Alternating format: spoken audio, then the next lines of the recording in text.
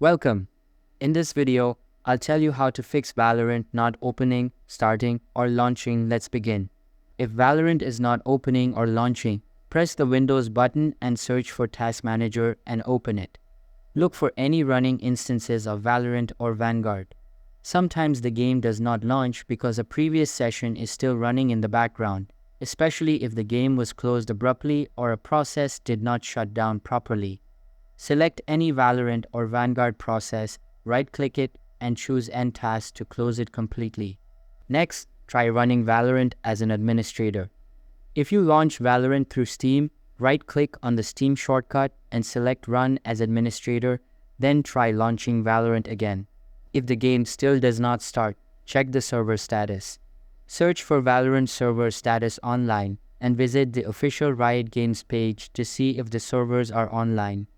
If the servers are down, you will have to wait until they are back. That's it for this video. Thanks for watching.